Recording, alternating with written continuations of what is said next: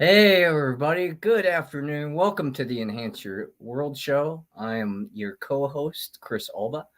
I'm not sure if Larkin's going to be able to make it today or not.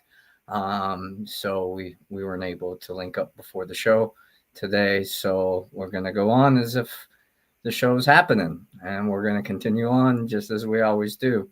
So I hope, all is well. And we're going to move on talking about today.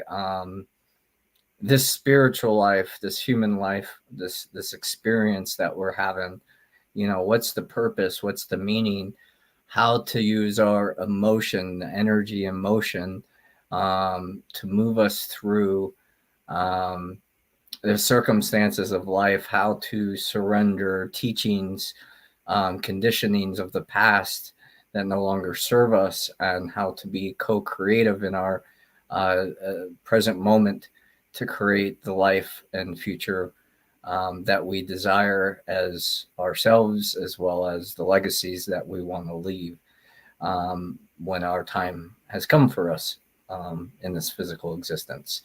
So, lots going on, lots to talk about. Thank you again for joining in. Make sure you subscribe to our Facebook and YouTube channels, the Enhance Your World show, if you're into this kind of content. And we would love to have you as part of our community, ever growing as we move through this process. And I think that's a great way to really look at things. Talking about this show, it's said that we are spiritual beings having a human existence. And what does that mean, though? When we can honor the process more than the outcomes, the results, we can flow through the circumstances and conditions of life. I had it once explained to me once that, when you're not living, fully embracing your life, and we move down towards the lower frequencies of our humanness, into the despair and depression. It's, if we could equate it to, a creek bed and the water level, and our frequency is the current, right? Is our energetic uh, substance that we do sense in a physical way, but it's been proven for centuries through our ancient teachings as well as our modern sciences that we are energy, that everything is energy.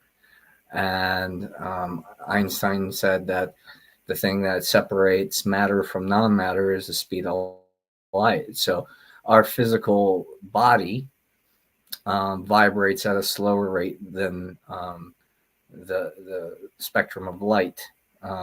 And I always can relate to this through my thoughts and my feelings. They move so fast, and a lot of times they don't exist, or they exist in a kind of an illusionary way, if you will, because they're not physically present in my reality. Now, how I respond or react to those emotions or those thoughts does create an effect in this third dimension reality that we call life.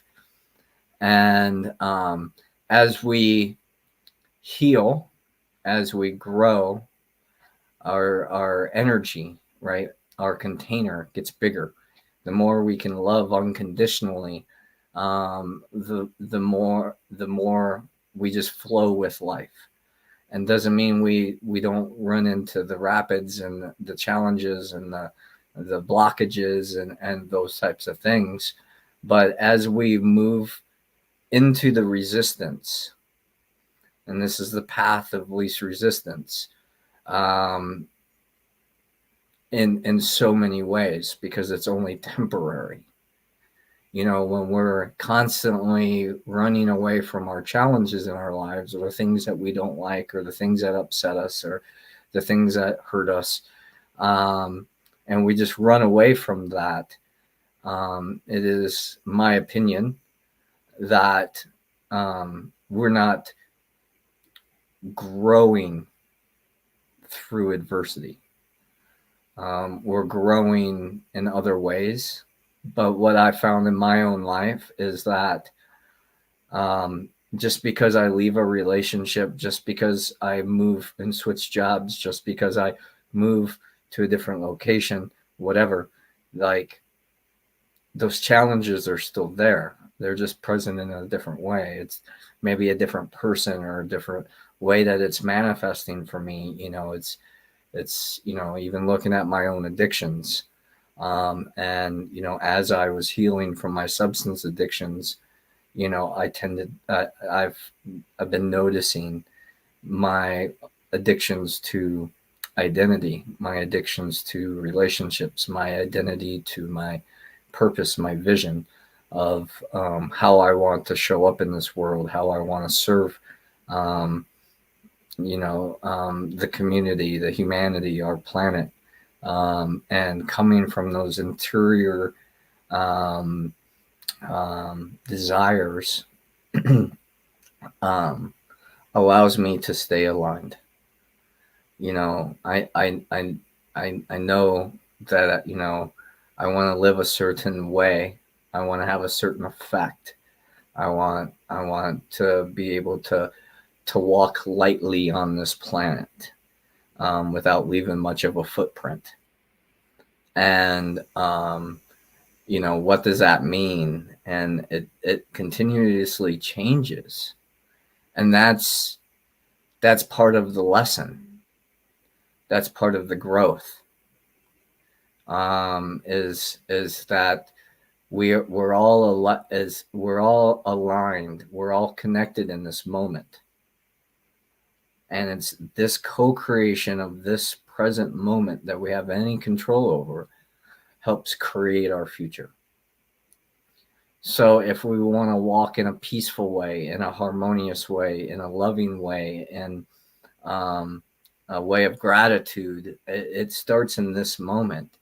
And it's difficult sometimes because things aren't the way we like them or want them. But that's the test. It's easy to be human and live on this material earth and only focus on ourselves and our what we want. And when people reflect the things that we don't want, to take that personally, to tell them to go F themselves, to say, okay, well, our time together is over and I'm going to move on in this direction. There's no right or wrong, and that's the challenge of it, because we all have been put here in this present moment to have this human experience as spiritual beings.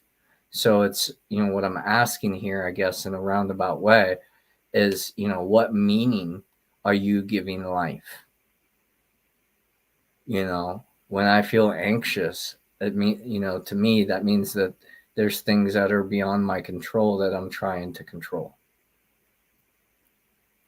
I've lost my faith in the natural unfolding of divine timing because I'm not smarter than the universe. And if it's meant to be, it's going to be. And there's nothing that we can do to really change that. We're all meant to be experiencing things that we're experiencing right now in our lives, and how that helps us transmute, alchemize, unify, overcome, grow, whatever labels you want to use to help your mind give directionality, right? Then that's where you're at, and that's beautiful, absolutely beautiful. Because for me, my experience has been, the more perspectives and awarenesses that I can give, and this is why I teach the Gage method, gratitude, awareness, unity, growth, and energy. But the more awarenesses I have, the more possibilities and perspectives there are, the more unconditional love and acceptance for the way life is, rather than the way that I want it to be right now. And understanding that means that it just hasn't come yet. And as long as I continue to put my energy of my thoughts, my feelings, my actions towards those higher causes of, um, sustainable living for humanity, so we're not destroying our Mother Earth and destroying the habitats of our brothers and sister animals, and learning how to find homeostasis, and be able to learn from what our Earth Mother has been trying to teach us. That's the beauty of walking alongside of ancient teachings, of indigenous teachings, because they didn't have a school of man yet. They didn't have university yet. So their teachings came from nature, observing nature and how it naturally unfolds, all in the right time. And, there's definitely something to be said for our human mind and being able to circumvent or navigate through different situations and outcomes. There's something to be said for that. It's at the same time, what are we learning? Who are we becoming? Who are we unbecoming? One of the big lessons for me that's helped me find peace within my life, is that, I'm more cause driven than money driven or results driven. And so for me, that cause is a higher calling. You can call it God, you can call it creator, you can call it whatever, because they're just labels. But that causation allows me to check myself when I don't think that I should be doing that, or I don't feel like I should be doing that, and really finding my center in that, because there might come a time where I absolutely know it's not for me. And it's happened with the different addictions, different relationships, different businesses, different industries that I've worked in. And you take it to that line of knowledge, right? Because knowledge ends in this present moment, because we only know what we know up to this point, and it's through our awareness and our creative tendencies and creative abilities as human beings to grow beyond that knowledge. They say there's an exception to every rule, and for the most part there are, except for natural universal laws. You can bend them, like the law of flight, but you can't break them, like the law of gravity.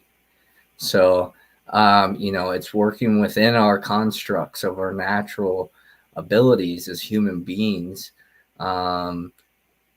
that allow us to achieve more than just doing, because there's always more doing to do. And when we cut our grass and maintain our properties and the things that we own, like, you don't have to just maintain it once. It's a continual thing. And if we get out of balance with that, our things are taking more time taking care of the things than the things are taking care of us, because maybe we're not getting to use it because it's always broke, or whatever the case might be. But it owns us at that point. I have some friends that live in buses, and the thing that they love about it is the freedom that it comes with. They still have the same maintenance as they do. They have maintenance just like they would at a physical location of a house, but at the same time they can jump in their bus and they can go to another state for months and work, taking on a project or doing a new thing, or exploring whatever they're doing. They have that level of freedom, where if you own a brick and mortar, you don't have that freedom. And it's been my desire most of my life to have a center, and I've talked about this a lot. And I've had multiples, and they haven't quite taken root yet. And and now I'm like, okay, well, maybe the timing's not now. I am working and building a community. I'm part of multiple communities, and networking and doing all those things, So I am still on task, but maybe right now, what I have to offer is what I have, which is, you know, my home, which we're getting ready to do a 5-day ceremony with a Colombian mambo. We just had uh, my brother Don Eduardo from Peru, Incan lineage here, doing ceremony. Like, so I get to have these experiences, and I get to hold space, and I have a place to where we can congregate and we can celebrate and we can do ceremony and, water ceremony, all the different things, plant ceremony, whatever it is. I have that now, and yet I still have the freedom that if I needed to leave, I can. If I needed to go for weeks on tour, I can, because I don't have the overhead, thank God. And I have people in my life that would help care for the things that are physical, tangible things. Like my parents would look in and on my cats, and all the various different, my son, and like all the things, all the responsibilities I have as a human being that I've chosen in this life walk. Like, I can surrender that responsibility over to someone else that's capable of taking care of it, so I can go do something else. As long as it's a harmonious agreement and everybody's being served the way they need to be, then and for the highest good, then what's the right and wrong in that? Now, our society, our culture might say, oh, well, you can't step away from your kid for that long, or your pets that long, or any of those other things. Well, those are other people's expectations of how they choose to live, and I honor that for them. And if it's right for them, then that's fantastic. But if it's not right for me, then I'm not going to do it. As someone that used to drink, 10 years ago, all my friends are wanting to get wasted at the bar and going out to the bar. And I was getting sober. Like, it didn't mean that I didn't love them any less, or I didn't want to hang out with them. It's just, I'm not drinking. And if I'm not drinking at the bar where everybody's drinking, I feel uncomfortable because I am the minority there. And until I can get comfortable with that and not matter, then maybe it's a good idea for me to stay out of bars. Now, I don't have an issue going into bars. I don't have an issue with people drinking. I do have challenges with when people are possessed by the spirits, as they say, and they got a little too intoxicated. That can be challenging for me because of my past. And while I can still hold space for that, for the times that it does show up, it's not something that I want to continuously show up for. And it's just the way that I'm choosing to walk. I would rather sit at home and hang out and not do anything than go do that. So that's my walk. And for those that don't like that or don't understand that, then that's okay too. That's the beautiful thing about unity, that our diversity actually creates our strength.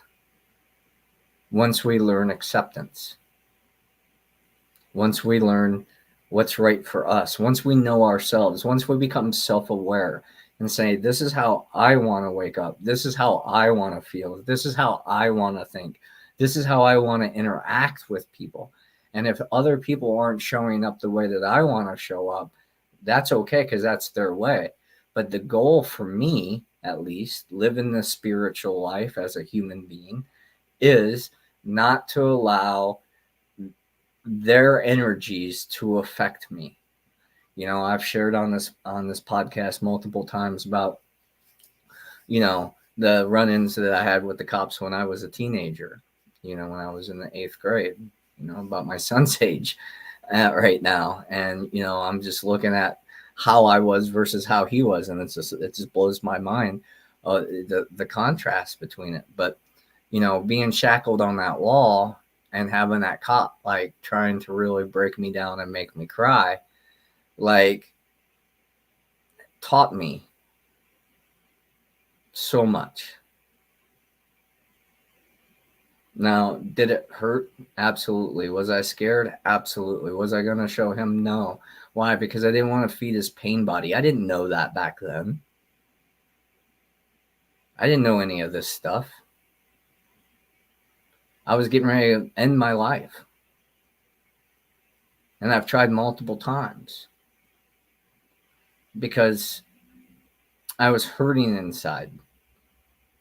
And no one taught me how to feel that hurt and heal it. To go into the resistance of unmet expectations and be able to find loving acceptance and gratitude, compassion. And that's allowed me to be where I am today. And I'm so grateful. But I really came from a dark place. You know, had my dark experiences, closed off my heart in many ways because I thought that was what my dad was trying to teach me. And his lessons didn't work for me long term. And the more I tried to walk his path, the more destructive I got within myself. The more drug use, the more alcohol use, the more self-sabotage and destruction and all those things. I was giving more power to them than my own power to be myself. And 20 some years later, here I am, you know, still in relationship with my family. And each day they accept me more and more for who I am versus who they want me to be. More kindness and more compassion and more understanding because I've been able to hold that space for them. And I'm very lucky. I'm very grateful. I know that's not everybody's experience. But I have to say that it didn't happen by chance. It was conscious decisions to go through the adversity, to go through the arguments, to have the arguments and then be able to sit with those arguments and really look at them honestly without creating a story that moved me in any direction other than right here. And I think that's an important lesson to think about transcendence. You know, we came here to have a human experience, so why transcend a challenging circumstance with our thoughts and our emotions if we're not willing to interact with the challenges? You know, we've used this experience, we've used this story so many times on this podcast and other things, but when we go to the gym to lift weights, the weights don't get lighter, we get stronger. And the same thing works for our other energy bodies. The more we use our intellect, the stronger it gets. The more we use our intuition, the stronger it gets. The more we stand in our integrity, the stronger it gets, the easier it gets. And same thing with compassion and all the other human qualities that we all have, even though we might not always feed them because we carry these pain stories of this time where we loved too much, we cared too much, we tried too much, and we didn't get what we wanted. So the ego tells us, then we can't do this anymore. We can't go in that direction anymore. We can't face those challenges anymore, and that's bullshit, because you've had the experiences to go through it. Not only have you gone through it, you're on the other side of it now. And now the only thing that keeps us attached to anything is how we think and feel about it. And that's part of our spiritual journey here on life and on earth is to be able to accept, to acknowledge, to allow the wholeness of life, both pain and pleasure. And, we all know that pleasure is easy to hang on to until we've lost it. And then we become afraid to go after it again. Because, this one time I was really happy and I was really content and everything was going the way I wanted it. And I was manifesting my dreams and everything was wonderful. And then this person came into my life, or this circumstance came into my life, and it all went away like that. And it took me so many months, so many years, so many whatever to overcome it. And, if I pretend that it didn't exist, then maybe it won't haunt me anymore, but it always does. Because our energy has memory, and they say it's stored in our cells. And that's why we have, dis-ease in our body. And the only way that I'm aware of to overcome anything is to face it. If you have cancer today and you're not willing to change your lifestyle,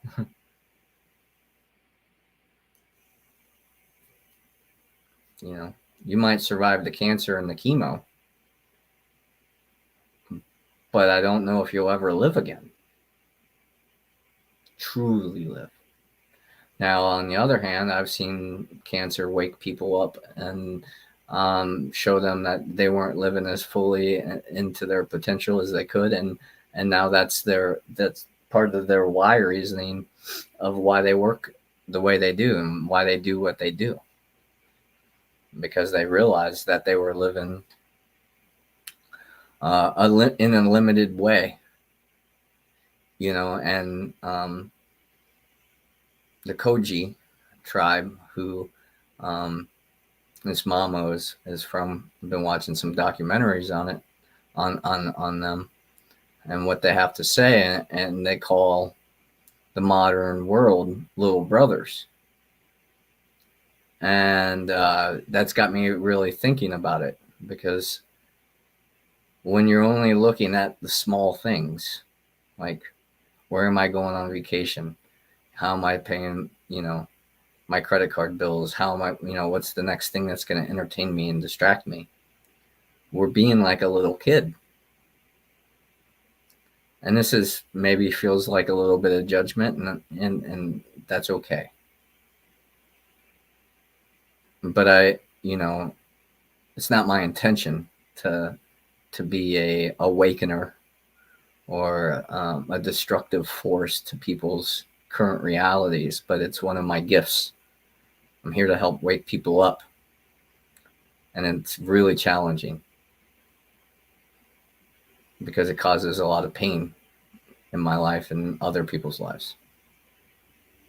And it's taken me a lot of years to learn how to accept that, process that, transmute that.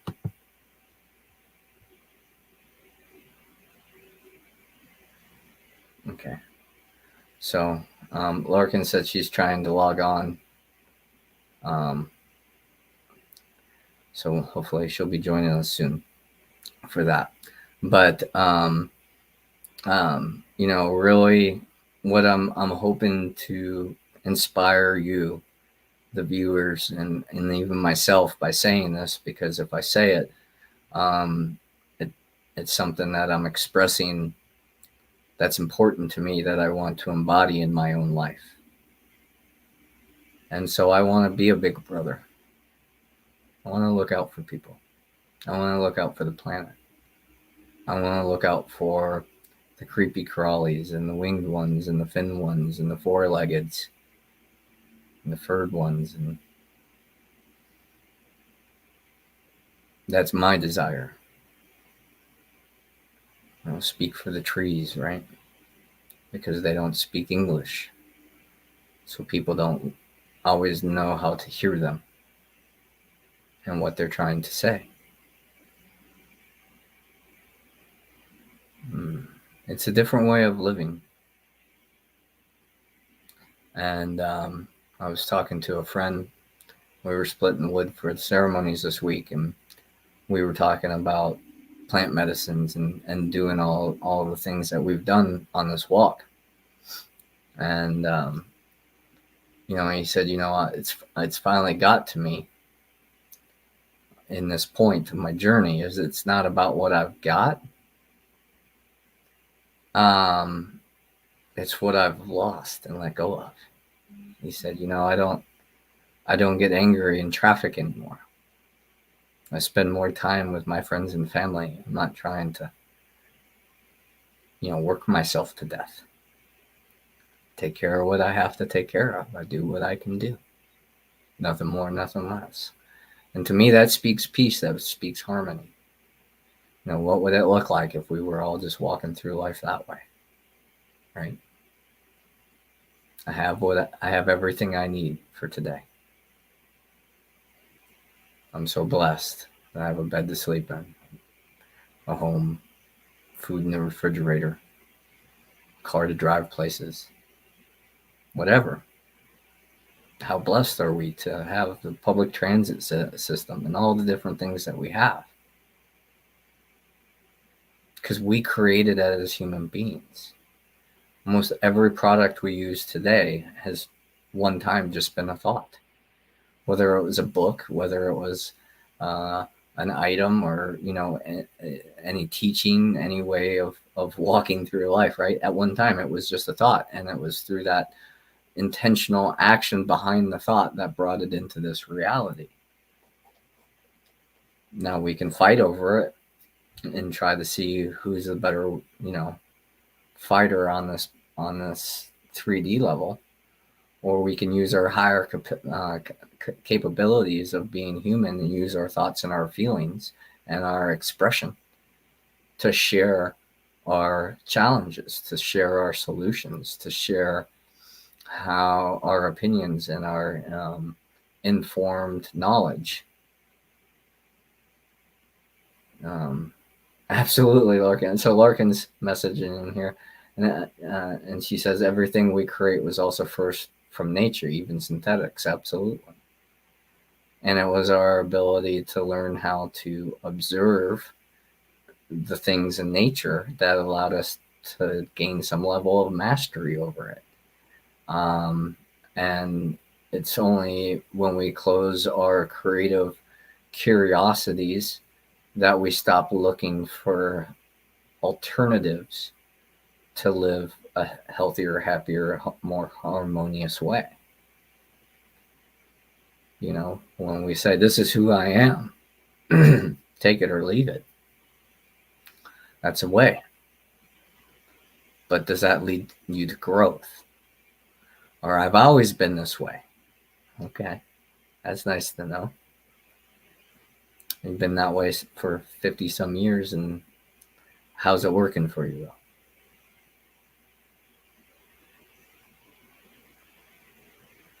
Has it gotten easier over the years? Or is it the same patterns just showing up in different ways? Us justifying the stories of why we're here. And what we're supposed to do here on this planet as spiritual beings living a human existence. That's wild to think about, that death is the ultimate healer. Now, I've faced death multiple times in multiple ways, and it wasn't my time yet. And it was very liberating. Not that I don't think that I'm gonna, that I'm immortal and I'm not gonna die. This spacesuit that I'm in, time and spacesuit, right? We'll have an expiration date. Hey, Morgan. Hey, Chris. Hey, listen, dude. First of all, you gotta read comments faster. I was trying to access you by comments because I couldn't freaking get on any other way. Yeah, I messed up and left the banner thing on, and I wasn't seeing the comments. Oh, it's fine. You can do both, actually. But I Oh, was like, come on, Chris, come on. I kept messaging. I was trying not to hog the messages. And then I'm like, wait, what? You can always put it on all my pages and stuff. But I'm having terrible internet, just so you know. So I don't want to okay. interrupt what you're doing. They shut down our Spectrum today. And supposedly it's restored by 11:30, but I can't even get, my phone is even worse. My phone's been awful the past 2 days. I can't get it off LTE, which is what I'm on right now. I Right. can't even get the camera working. So anyway, just so you know, I've been trying to private message you for like 45 minutes. I Oh don't even man. know, I can't even get Messenger to work. So sorry folks, but keep going.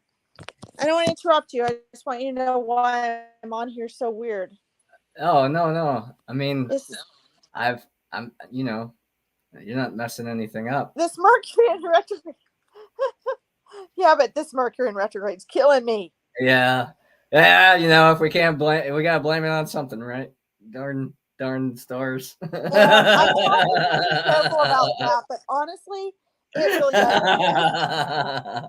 Yeah, this really does have something. I'll tell you. It's always Sure. there's really something to this one. As long as you don't predict your life around it, you're okay. Right. Well, I mean, and I've been saying the same thing for years. Like all of a sudden, like I used to be really into tech, and then I started walking more of a spiritual path, and now technology, and we don't have as close a friendship as we used to have. It's kind of like, oh, Well I said. have Well to, said. like, oh, I have to do this now. Oh, okay, and I appreciate it at the same time. I mean, even doing this podcast, right? Like, this is something that shows up in life that can help refine me as a human being. Yeah. And moving through the growing pains. I mean, like if we look at that, if for me that's always helped. Like whatever it was, whatever I was trying to do, like as I was trying to get better at it, like I just looked at it was like part of the growing pains, like I don't remember the growing pains growing up as a kid that much. But I do know what it feels like to be sore in my body as an adult, which is Yeah. still growth, which is still growth. And it's carrying an awareness that, I'm not as in physically as in shape as I could be. And I overused it, Yeah. which is a good awareness, um, now I can make a choice whether I continue to work out on my body to make it stronger, more resilient, more flexible, those types of things, or go, I'm going to reduce my activities so my body doesn't hurt. Yeah. But, Yeah. I was just talking to my mom yesterday about that. She's talking about her body hurting all the time. It's like, can you move more? Like, since you've retired, you're not, walking those halls, being a nurse and doing all the things that you used to do to stretch and move your body. So now it's getting tense because it goes from sleeping to sitting on the couch or, doing some small household chores. So, yoga and some qigong or some kind of movement activity would probably be beneficial for her health because she's not overdoing it. Now somebody that's going to the gym every day, and they're saying my body hurts, the advice there might be, well, maybe you should take a break and let your body heal and restore from all the damage that you've done by being super active. Right. But it is awareness either way. And it's just directing our energy into the next chapter of what we're getting to grow through and experience. Yeah, awareness really is the key. And, we need to remember the different aspects of who we are the physical, mental, emotional, and spiritual aspects of ourselves. That we're all those aspects of a being while we're here in this world. Right. For a lot of people, there are a lot of people that don't and never have, especially women, initiated exercise. And so I find that if they retire, then maybe they were getting a lot of healthy movement. You know, your mom, for example, as a nurse, probably was. Right. And then it's a whole lifestyle change. And if they were busy, you know, with kids and work, they never put in, for a lot of women, never had the time to exercise. So then they retire and it's like, oh, I'm retired. And they drop what they were doing that gave them the exercise, but nothing has been replaced. And I think Right. that's common. You know, when I lived in Scotland, everybody walked. I mean, there were taxis and people had cars, but people walked. And, you know, a lot of people would walk to the grocery store every day or every other day. And I Right. remember doing that. And at first I was like, oh my God, this is so inconvenient. Like, this is awful. It would take me 20 to 30 minutes to walk there and then 20 to 30 minutes to walk back with my groceries. But, you know, it became the norm. And once I learned not to buy a week's worth of groceries every time I went that I had to carry, Right. you know, it's a lot healthier because then everybody's getting that in. And that's just how they, at least maybe not now, that's how they used to live over there before being so influenced by the West. Right. Well, I mean, the blue zone, I think the blue zone studies, you know, had proven that, right? So tell us about those. So the blue zone, there's, I think it's 6, maybe 7 places in the world. It's been a long time since I've studied this. So I know Okinawa is one. There's one in Costa Rica. There's one in France. There's one in California. And what they did was they studied their holistic life. You know, what they ate, how they interacted, their social, their, you know, all the various different aspects that go into what we would call human existence. And what they found was there was differences in the foods that they ate and the types of exercises and, you know, those types of things. But the commonalities were very strong. So, you know, they ate as close to nature as they could. So organics or, you know, wild crafted, right? Foods that they would forage. They had social interactions with their friends and their loved ones. They had moderate to light exercise. You know, in Japan, they don't use chairs because getting up and off the floor is exercise in itself. You know, the garden, you know, that type of thing. Those exercises that you can do in your elder years. You know, they got sunshine. They stayed out. You know, they were outside.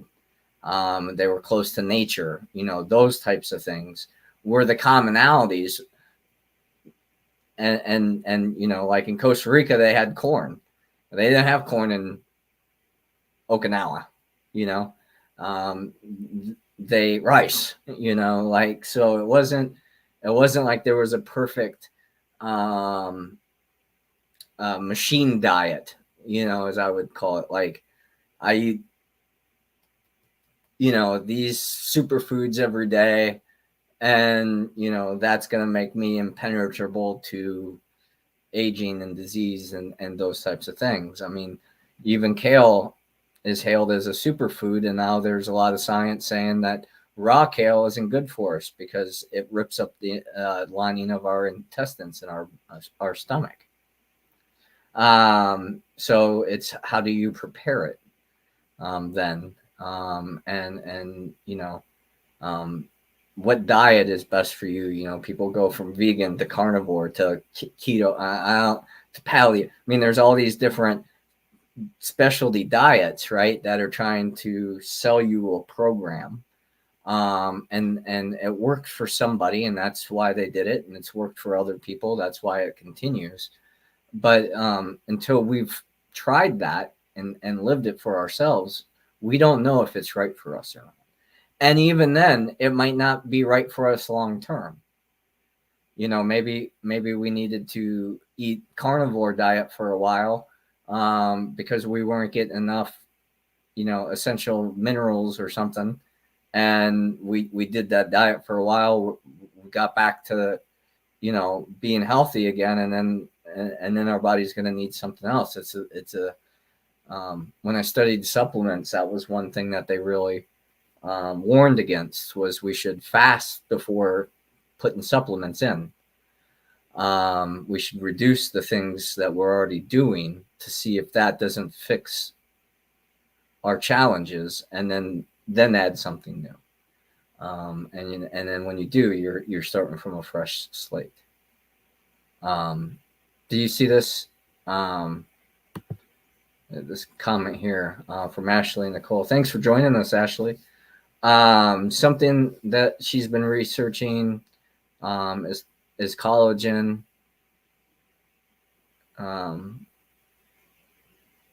Yeah. And I've heard some similar things. I've never personally taken collagen. Have you, Larkin? Do you take collagen? I would say not on a great enough level to really test out.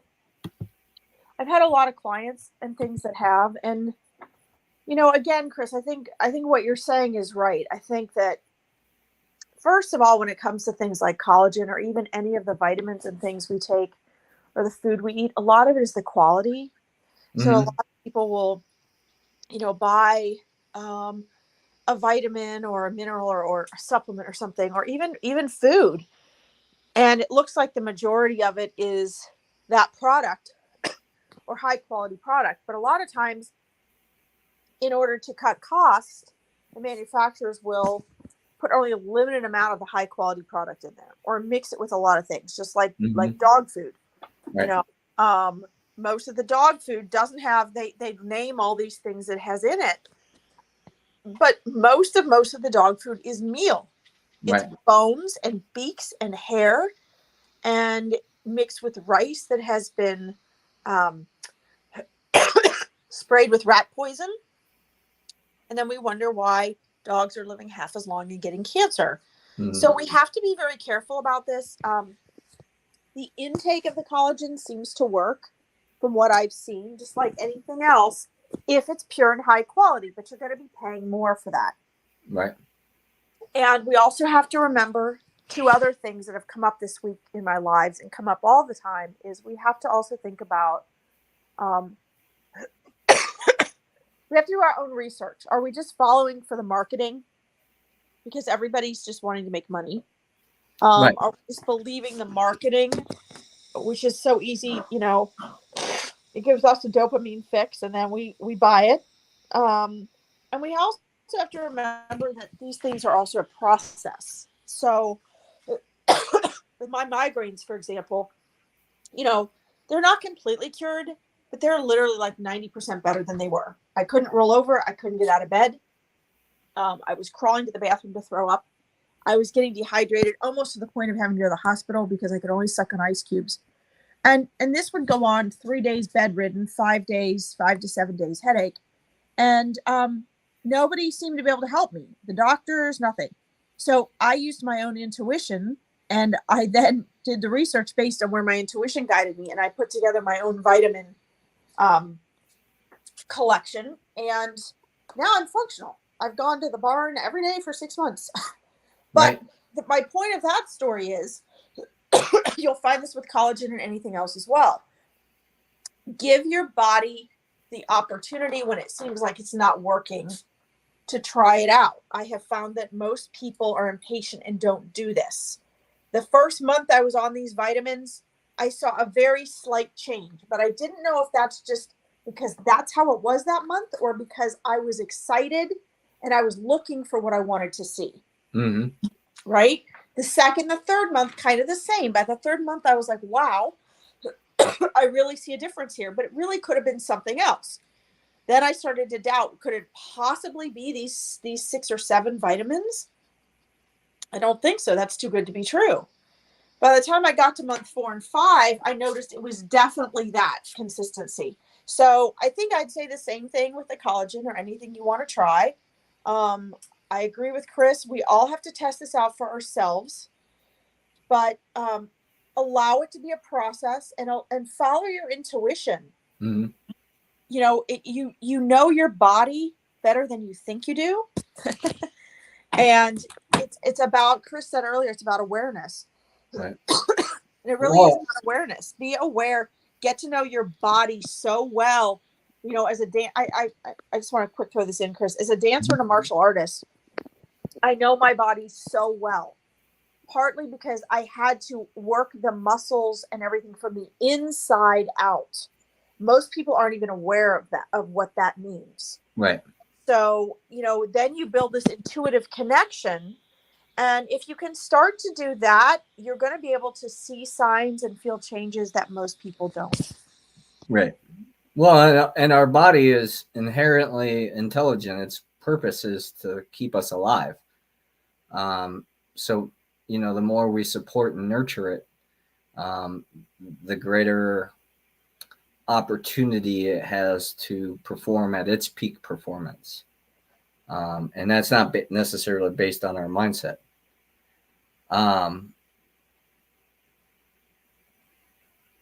Yes, MJ. And he's talking about microdosing. I've personally microdosed psilocybin. I microdose San Pedro and cacao. So I am aware of the benefits of that, as well as some of my clients also microdose on various different things depending on where they're at in their journey. And I agree. It's a good alternative for a lot of other things.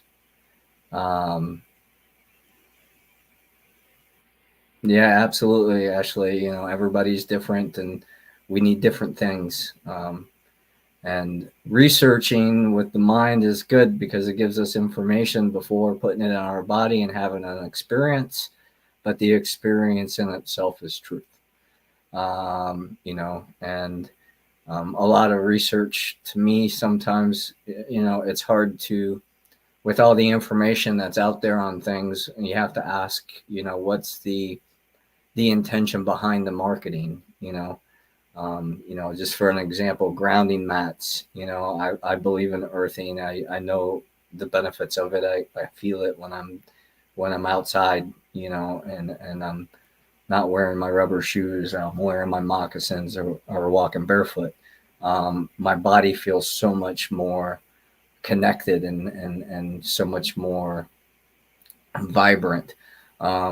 And then at the same time, you read some other things and they're like, oh, you shouldn't ground more than 30 minutes a day or 40 minutes a day. And, you know, this, that, and the other. And, you know, so everybody's going to have their own mindset about what's right and what's wrong, their opinion based on their knowledge, their information that they've learned and from their personal experience, you know, and that's, I think, the best. You know, when we talk about unconditional love, or when I talk about unconditional love, because I don't want to speak for other people, what I'm trying to point myself to is allowing that space for not only the collective information that we have as a culture and society, but also our individual awarenesses and information of where we are and where we want to go and what we're open to trying. And you know, it's not a one, you know, becoming a healer or whatever you want to say, you know. We learn all these techniques and, you know, these tools and all this stuff. And it's helpful, but it isn't one size fits all. You know, I don't care how great of a Reiki practitioner you are. You're not going to, that Reiki isn't going to solve everything. Is it going to be helpful? Absolutely. 100%. It's going to help your mind. It's going to help your emotions. It's going to help your body. It's a self-care practice. You know, it's like getting a massage or, you know, all these other things that we have and are capable of doing for our health and longevity. You know, I think it's important to put energy there. You know, and make sure that we're caring for ourselves and not just treating our bodies and our minds and our feelings as machines. and trying to constantly override our intuitive nature of what's coming from the within. And that's hard to teach, because everybody has their own voice and you can't tell them what it sounds like. So you have to be able to become your own friend, and that's through awareness. That's through things like that. And then I think you can peel things off. Some people, they need to have Epsom salt baths every day, and they need to go get their nails done, and they have to do all these things to care for their body and their ego, to make themselves feel good. That's what they need. That's the dopamine that they're chasing. And if that's what they need, then awesome. But if you can do it without it, how fucking awesome is that? That's my opinion. When I became a healer, yeah, I used tools, I used crystals, I used sage, I used feathers, I used all kinds of different things. Misha, and all these various different things, spiritual symbols and stuff like that. Like, I love that stuff. It's fascinating to me, but I've always also wanted to learn how to do it without all of that. Because I think we have the potential to do that. I've seen and I've heard stories of people healing stage 4 cancers just by going to a ceremony. Now, that doesn't work for everybody, but it happened for those individuals. So we can say, hey, these can be helpful, but we can't promise that. We can intend for it to be helpful, but we can't promise the outcome. And that's getting back to the spiritual life, is to honor the process, not the results. The results let you know where you are and aren't in harmony. And where you're growing as an individual in your journey in relation to everything and everyone else. It's not an easy task. It's simple. It's not easy. And that's such a beautiful thing in life, is to realize that is we can live simply. But it's still not going to be easy.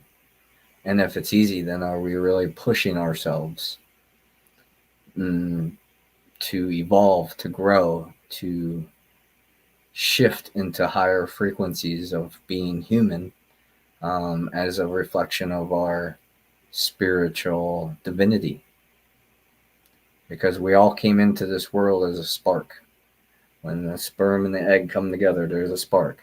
The light is within us all. It's created us all. I don't care what you call it. That's through our conversation and our language barriers. But that happened for us. We're here in this existence.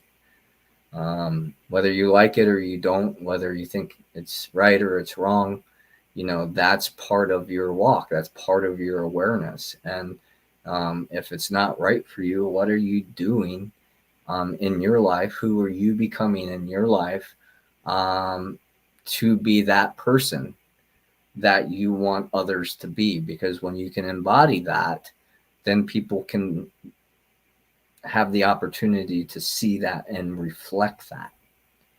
When you're in a disagreement with somebody and everybody's yelling back and forth to one another, we're just feeding each other's pain. But when one of us can rise up and just hold space and listen and look for understanding, look for compromises, speak with compassion and empathy, we can transmute those limited challenges that caused us to be in a disagreement in the first place.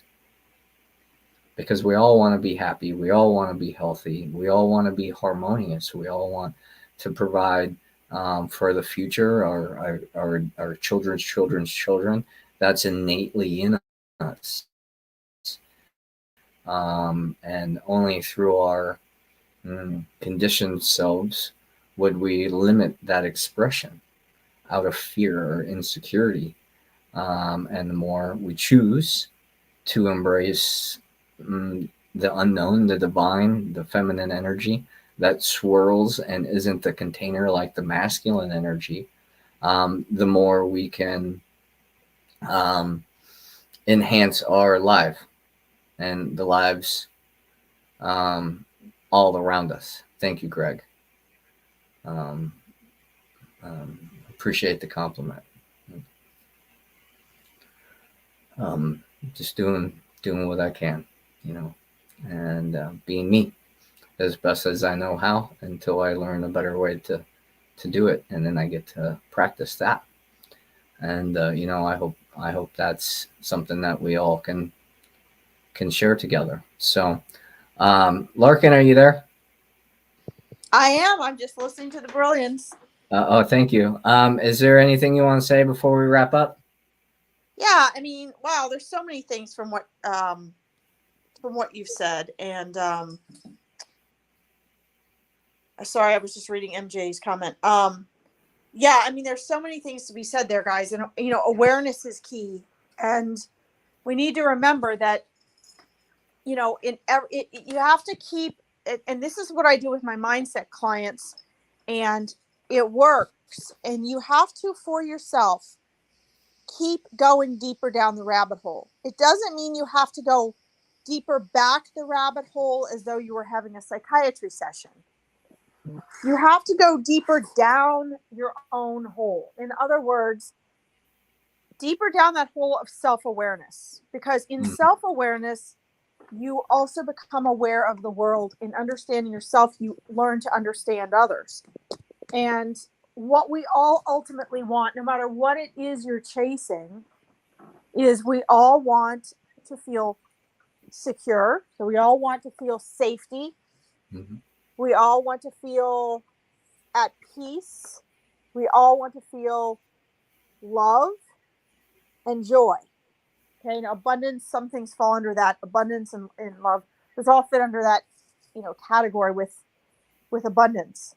But ultimately, what you want is what you already are, which is why when you hear manifesting speakers saying you must become that which you want to manifest, that's true. But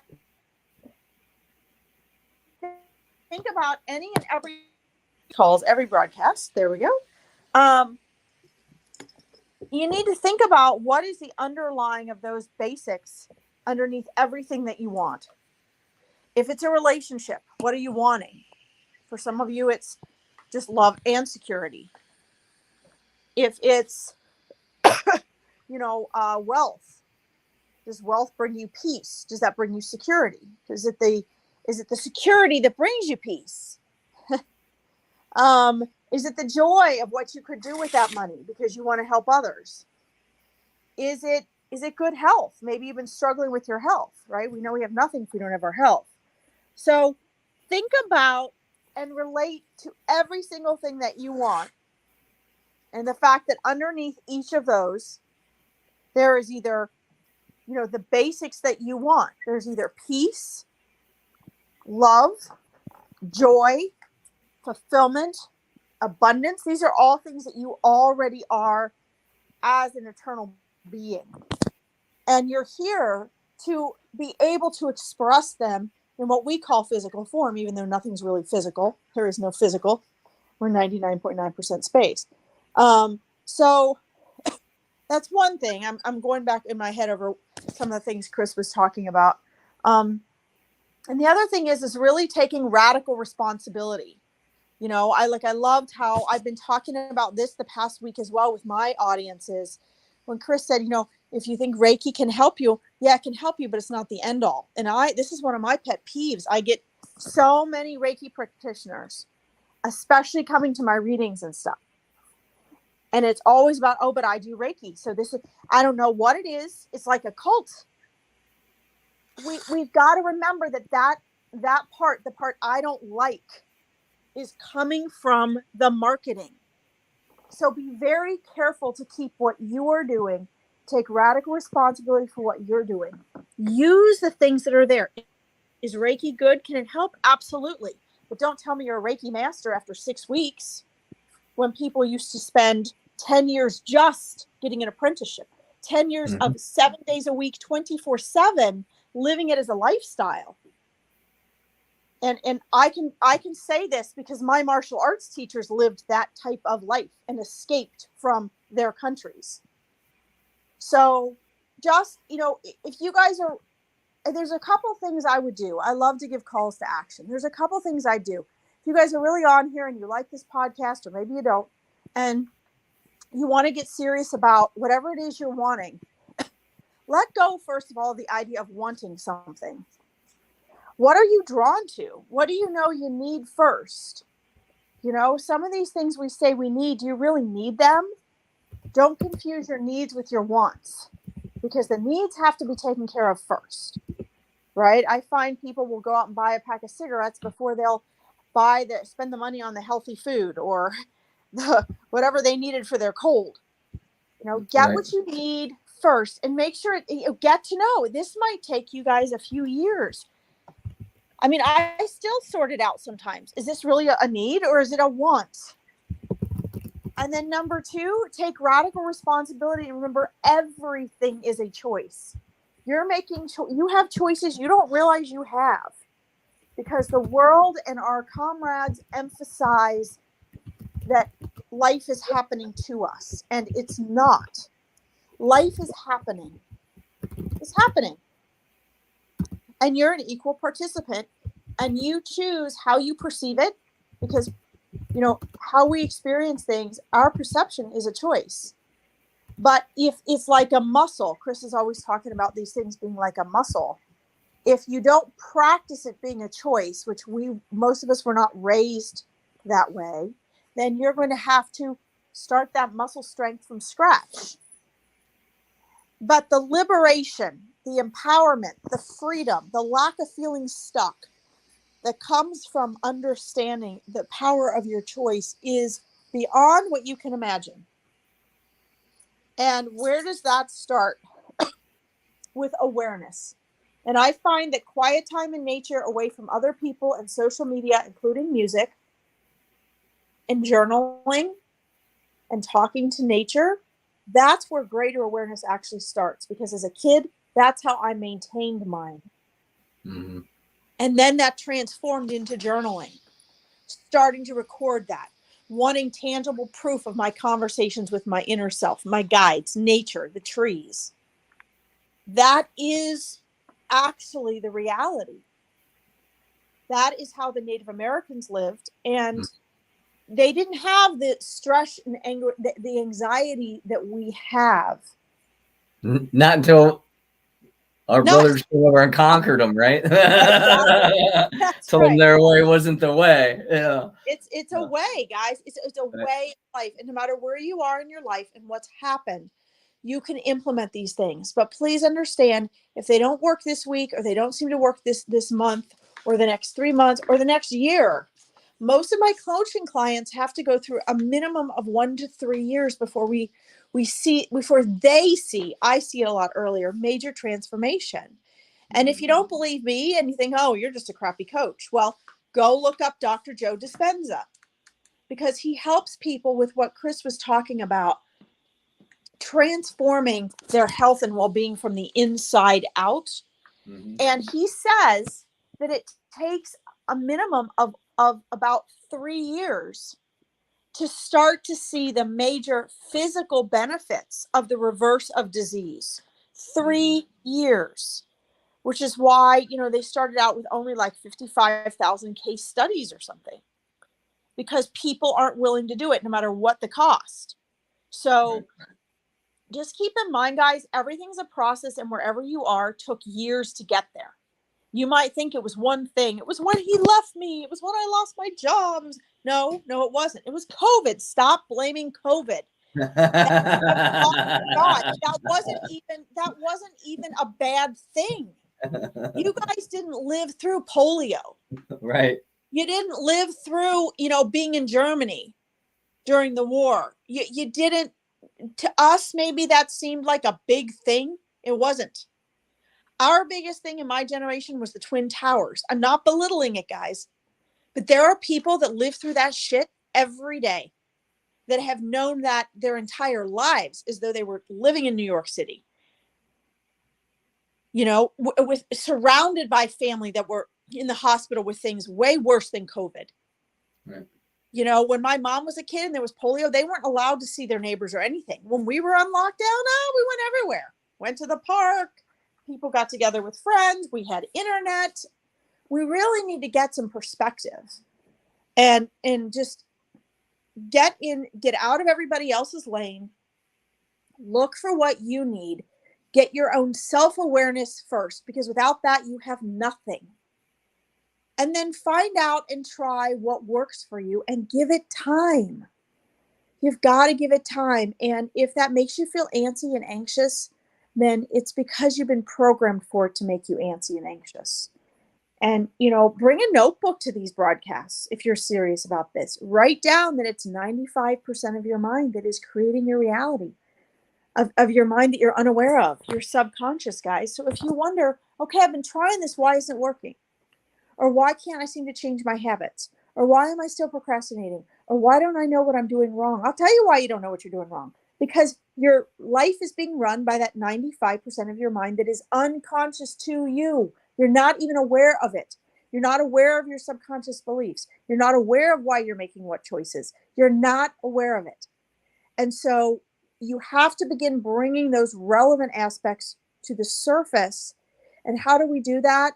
By spending time in nature, away from the programming, the same programming that has gotten you where you are. By being the gatekeeper of your mind, by taking radical responsibility. And when you have an argument with someone, being like, okay, what was my part in this that I'm suffering? Because somewhere in there, there's always your responsibility. Maybe they came after you. Maybe they won't leave you alone. Maybe they owe you something. Whatever your reasons are, they're excuses. Somewhere in there, you had a choice not to suffer or to change how you handle that situation. So, you know, just that's a lot. That's like what I would have shared an entire mastermind. So you guys aren't going to retain that if it's new, and you're not going to apply it all. But take some of it as a summary and know that there's always hope. There's always the option. And this is about you stepping into your power, not leaning into all the things that are trying to get money out of you and that are just trying to use your pain and suffering for financial benefit on their part, right? And Right. Test it out and try it out for yourself. You know, you don't need all these fancy things. You don't need 1,000 crystals and all of these ceremonies and all that. You don't actually need it. But maybe your journey, where your mindset is and how you've been programmed, is going to inch its way to that. And maybe you'll never get past that. Maybe you'll always use those things. Maybe you enjoy using those things. But there's nothing wrong with that either. You're in physical form. Just make sure that you're not relying on like one particular thing to be the magic pill, because it doesn't exist other than your self-awareness and stepping into your power. Right. How's that for a summary? That's a great summry. Way to I end may it. not be able to get my video on, but I can do that. Yeah. Well, that was very great. So thank you so much for sharing. And guys, don't forget to subscribe to our Right. YouTube page. Let's remind you about that. It's tiny and we're trying to grow it, but we sometimes forget to ask people to share that, because that's going to really be a platform where we can do a lot of other things for people on there. Right, without having to put a whole lot of more effort into all the other things that we're already doing. So, well, it's easy to share. YouTube has some benefits. It's easy to do things with that YouTube, and it's going to give us some different options to serve the audience than the Facebook. So, anyway, wonderful. Well, again, thanks for tuning in, checking us out. Like, subscribe, share, all those things. The Enhance Your World Show on Facebook and YouTube. And until next week, continue on, my friends. Much love and gratitude for everything you are, do, and choose to be. So we'll see you next week. Thanks for tuning in. Bye. Weird, I can't see you